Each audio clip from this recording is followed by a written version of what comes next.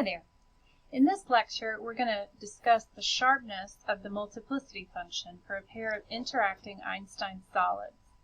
Now, it's absolutely essential that you watch the previous lectures in order to understand this one. So you should first watch the lecture on what Einstein solids are, and Stirling's approximation, and then the derivation of the approximate function for an Einstein solid before you get into this one, okay? And I'll put the links to those videos in the description so that you make sure to watch the front material. We're just going to plunge right in here and assume that you've already seen that and understood that to do this lecture. Okay, so let's say that we have two Einstein solids. I'll call them A and B because I'm not very creative. And we're going to place them in thermal contact. And we're going to just let time roll and see what happens. Okay, now let's say that we have one that's hot and one that's cold. Or actually, let's say that they're both hot, but from hot, one's hotter than the other. Okay?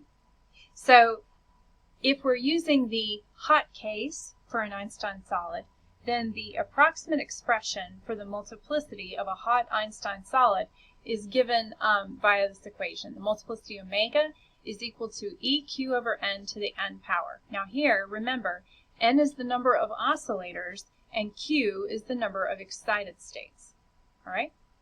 So in the derivation that follows, we're going to assume that our solids A and B are the same size. In other words, they have the same number of oscillators. But one is hotter than the other, and so they're going to have different numbers of excited states. All right? Now, if we write out the multiplicities for each of the individual solids A and B, then the expressions we would find are omega A would be equal to E Q sub A over N to the N power, and omega B would be E Q sub B over N to the N power. QA and QB just indicate the number of excited states for A and B respectively. And of course, they have the same number of oscillators because they're the same size. All right? Now, if we want the total multiplicity for the system of A and B, then to find the total multiplicity, we multiply the individual multiplicities. Say that 10 times fast. So omega total, or omega, would be omega A times omega B.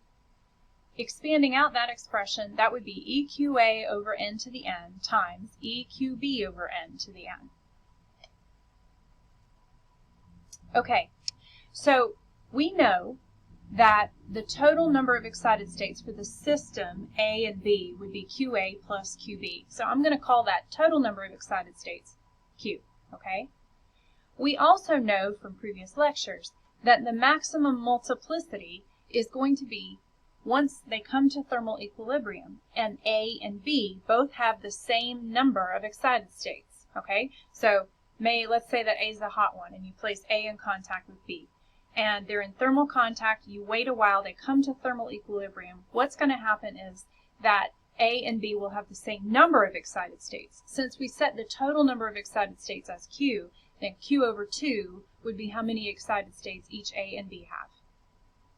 So if we do that, and then we look at the expression for the multiplicity, EQA over N to the N and EQB over N to the N, then the maximum multiplicity, which will be when QA and QB have the same number of excited states, could be written as E over N to the 2N times Q over 2 to the 2N, because you're setting QA and QB both equal to Q over 2. So then that's Q over 2 to the N times Q over 2 to the N, which is Q over 2 to the 2N. I hope that's clear. Now, this is going to be the maximum multiplicity, which means, by the second law of thermodynamics, as discussed, this is what happens, right? The system is going to evolve to the state that has the maximum multiplicity, and that'll be when they're equally shared. So we know that this is our maximum multiplicity, and this will be what happens, okay? Now, what's going to happen is, if you plotted the number of excited states that A has, for example, versus the multiplicity, that it will be a function which reaches a maximum at Q over 2.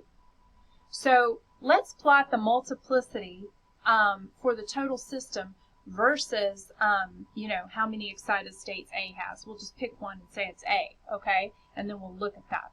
What you'll find is the function that comes to a peak and decays off on either side. And we're going to show you what that function is and derive it and discuss how sharp that function is. So the multiplicity is going to decrease on either side of the max. Let's look at some small amount, I'll call it x, away from the maximum value. Now, that means that, say, let's look at QA as having slightly more than Q over 2, and QB as having slightly less than Q over 2. So we would set QA equal to Q over 2 plus x, and QB equal to Q over 2 minus x. And see, that way, QA plus QB still sums to Q. All right? So if that's the case, then the multiplicity expression omega would look like e over n to the 2n power, and then times QA times QB to the n, which would give you Q over 2 plus x times Q over 2 minus x raised to the n. Now, when you multiply Q over 2 plus x times Q over 2 minus x, you get Q over 2 squared minus x squared. And so your multiplicity is e over n to the 2n times Q over 2 squared minus x squared to the n power. Right? So that's what you've got. Okay. So taking that expression here over to this page and realizing that our maximum will occur at e over n to the 2n times Q over 2 to the 2n, what we want to do, our goal, is to write our multiplicity in terms of our maximum multiplicity, omega max. To do that, we're going to have to factor out Q over 2. All right? So let's look at the expression Q over 2 squared minus x squared to the n. Okay, zooming in on that expression, a nice way to deal with it and make approximations, as we have learned, is to take logarithms. Okay, so we're going to, instead of examining Q over 2 squared minus x squared to the n, we're going to examine log of that. Okay, so the log of Q over 2 squared minus x squared to the n. Now, when you raise something to a power for a logarithm, you can pull that power out front, so that's equal to n times log of Q over 2 squared minus x squared. Okay, now we said we wanted to factor out that Q over 2, so let's do that. So we have n log Q over 2 squared times 1 minus 2x over Q squared when I factor out that Q over 2 squared.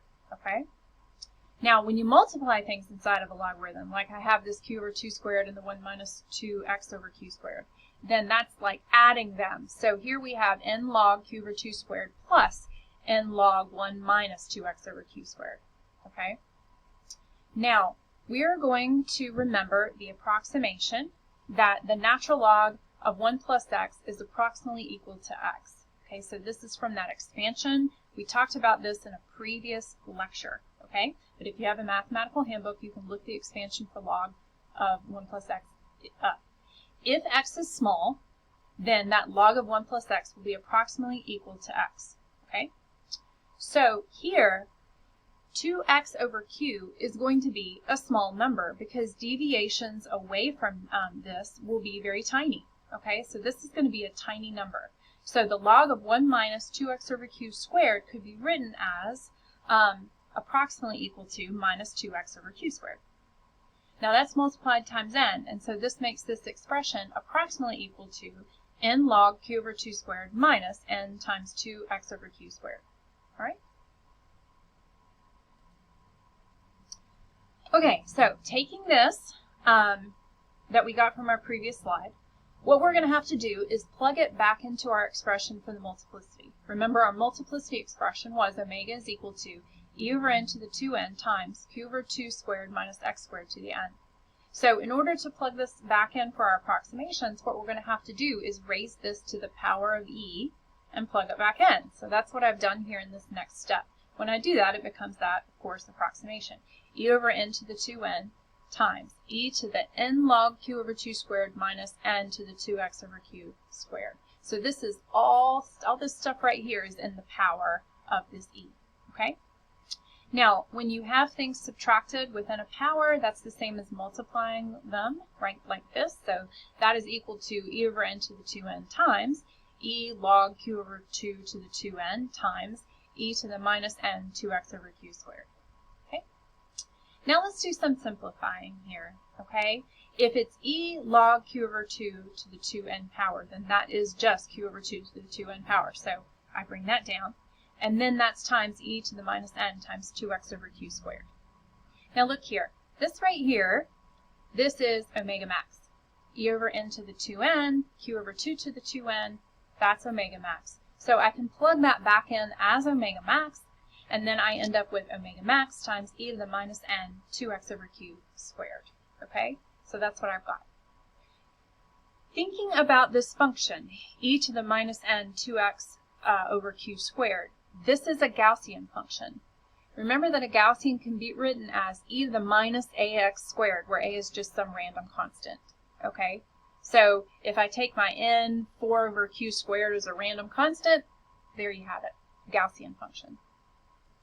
So what I've done on this slide is to plot this function, okay? So what I've done is I've said, okay, let's say that we have 10 to the 20th oscillators, which, I mean, in terms of real physical systems, this would still be teeny weeny, okay? But let's say that we have 10 to the 20th oscillators.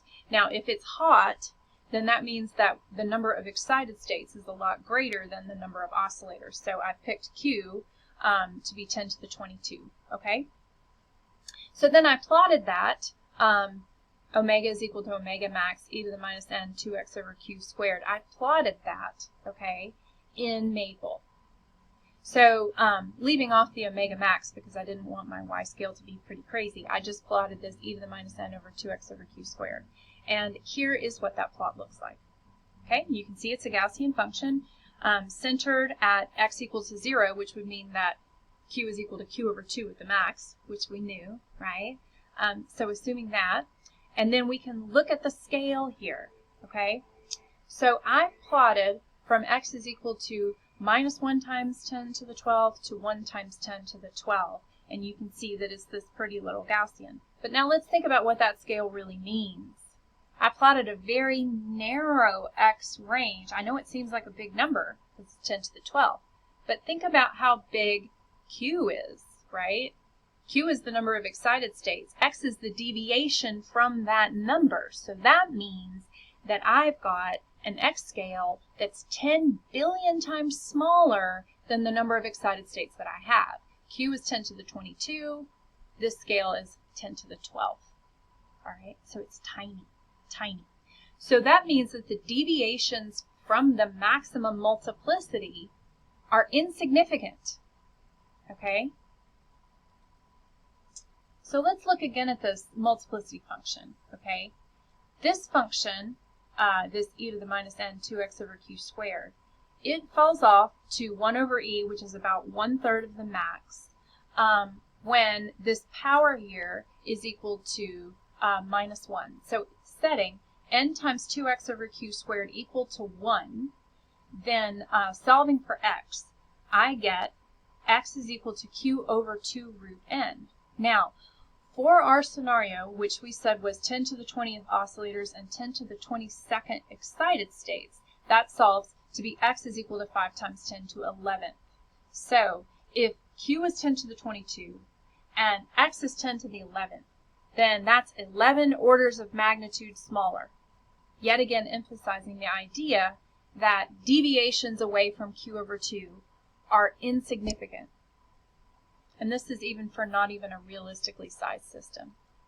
So zooming out and plotting the multiplicity function on a more realistic scale, look, here I've changed my x scale and I'm plotting on the order of 10 to the 13th, which is still tiny compared to 10 to the 22. And it looks like this. You can see it's getting narrower, of course, because I'm going to a wider zoom. Now if I plot 10 to the 14th, making it even 10 times larger than that, okay? So I'm plotting here from 10 to the minus 10 to the 14 to plus 10 to the 14. And now see, it looks like a delta function, okay? Just a peak. So if you were to plot it on a scale that was comparable to the size of q, then what you would see is a multiplicity function, which is basically a delta function, which spikes at no deviations, right, from q over 2. So you have basically a delta function. And this isn't even a realistically sized system. Speaking of realistically sized systems, let's say that we have just a chunk of copper or something, and it's 10 centimeters by 10 centimeters by 10 centimeters. That would give you about 10 to the 26th atoms. So before we were dealing with 10 to the 20th, let's talk about 10 to the 26th, okay? So if you plug that in, then you would have, say, 10 to the 28th excited states for a hot thing. And then in order for that function to go to 1 over e, x has to be 5 times 10 to the 14th, which seems large until you compare it to the number of excited states, and it's 14 orders of magnitude smaller than 10 to the 28th, right? So that's 100 trillion times smaller. So the bigger the system, the more exaggerated it becomes. It looks more and more like a delta function the more realistically sized it is. Now we can think about it yet another way. I know it seems like I'm beating a dead horse, but I really want to get this point across. Let's think about, from statistics, the way that a Gaussian function is usually defined. So in statistics, the bell curve is e to the minus x squared over 2 sigma squared. That will give you a Gaussian function that has a height of 1, okay, centered about x equals to 0. Now the sigma factor is the standard deviation, and the standard deviation is defined as, you know, the chance, right? It helps you define the chance or probability that something will be, a data point will be away from the mean, which in this case would be centered at 0. Okay, so looking at our function, e to the minus n times 2x over q squared, we can solve for what sigma would be from the standard deviation and this Gaussian formula. And we can solve and see that sigma would be equal to q over the square root of 8n. Now, the standard deviation is the percentage, or gives you the percentage probability that something would deviate. One standard deviation and you have about a 68% chance that your data point will lie within the mean. 2 standard deviations, 95%. 3 standard deviations, 99% chance, right? Okay, so for Gaussian distributions, the chance that a single data point falls within 7 sigma of the mean, okay, so now this is 7 times the standard deviation, is 99.99999999974%, which means that only this ridiculous number of zeros, 256%, right, a tiny little percentage, would fall outside 7 sigma, okay? So this gives you your probabilities. Now, what would this correspond to for our little system where we had 10 to the 22 excited states and n equal to 10 to the 20? It would correspond to x equaling 2.5 times 10 to the 12. Now, that's still 10 orders of magnitude smaller than q, and that's basically nothing. So for x on the order of 10 to the 22, that would correspond to 3 times 10 to the 10th standard deviations away from the mean. For all practical purposes, it's impossible, okay? 3 times 10 to the 10th standard deviations away from the mean. Holy cow. So this brings me to my argument for the thermodynamic limit.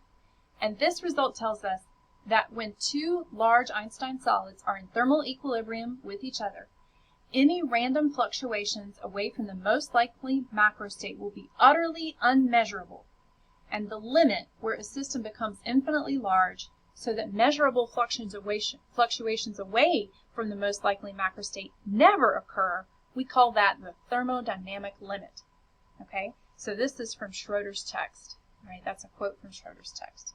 So the punchline to all of this is, okay, entropy, the fact that the second law of thermodynamics tells us that the entropy of the universe is an ever-increasing function.